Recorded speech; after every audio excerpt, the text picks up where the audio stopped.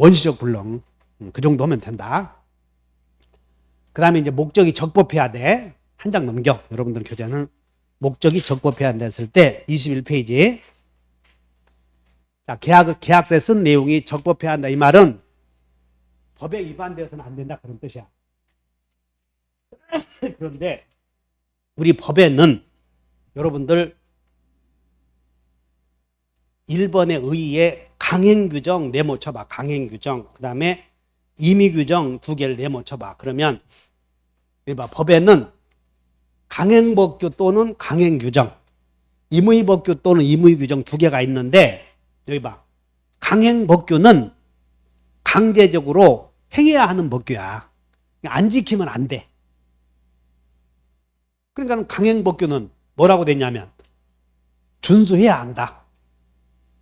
따라서 강행법규를 안 지키고 계약서를 썼다면 그 무효가 돼버려. 그런데 그 강행법규는 밑에 2번의 강행규정 밑에 2번 봐. 밑으로 3번으로 써야 되는데 빠졌대. 2번이 2개 있으니까는 두 번째 2번은 3으로 고쳐봐. 공법상 동그라미 쳐. 공법상. 우리가 지금 배우는 법은 민법을 배우나요? 공법을 배우나요? 민법을 배우지. 근데 공법에 보면 이렇게 돼서 공법에 요소마다 계약을 해서는 안 된다는 금지 규정이 있어. 공법상의 여러 규정. 여러분들 중개사법은 공법이야. 그렇기 때문에 중개사법은 공법이기 때문에 안 지키면 안 돼. 강행 규정이니까. 만약에 중개사법에 수수료를 0.8%를 초과해서 수수해서는 안 된다는 금지 규정이 있다고 봐. 근데 중개 의뢰인과 중개사 사이에 네가 고생했으니까 나는 0.8%를 초과해서 2% 주겠다고 쓸 수도 있지. 그런 걸 공법상의 강행 규정 위반했다 그래.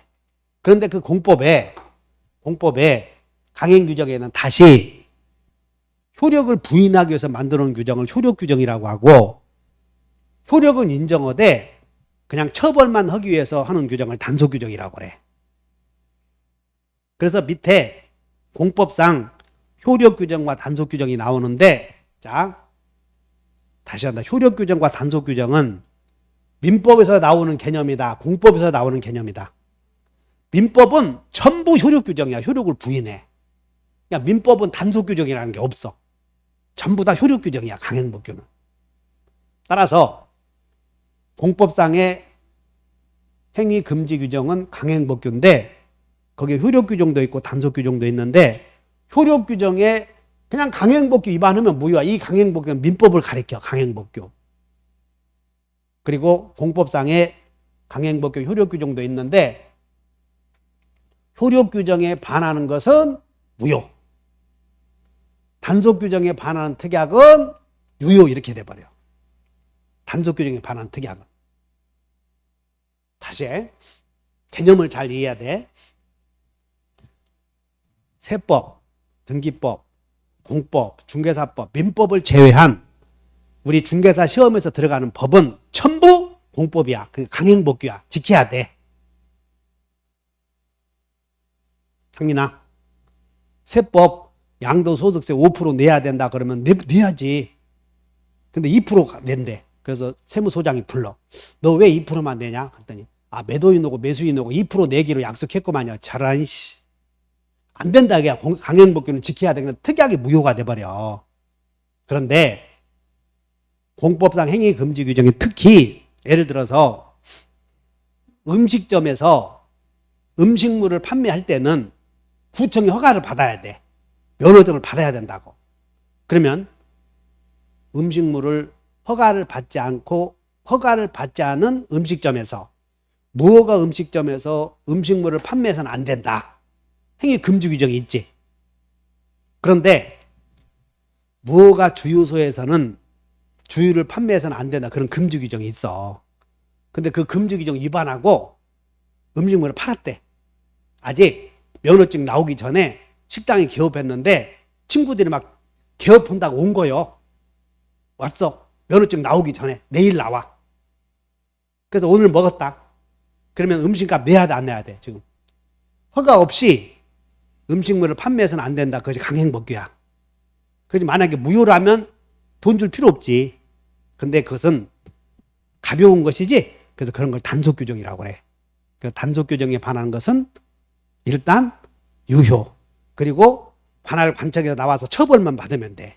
그런데 효력 규정에 반하는 것은 무효가 돼. 그러니까 여러분들은 개념만 아시고 단속 규정이냐 효력 규정 이것만 외우면 돼. 그래서 거기에 효력 규정은 3개 있어.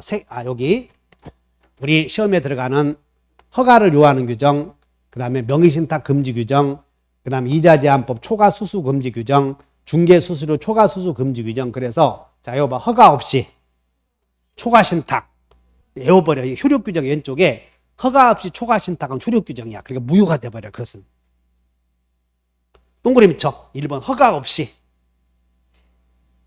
2번 허가 동그라미, 3번 이자제한법상 최고 이자를 초과 동그라미, 4번 중개수수료 초과 수수 금지 규정 초과 동그라미, 그 다음에 명의신탁에다가 신탁 동그라미.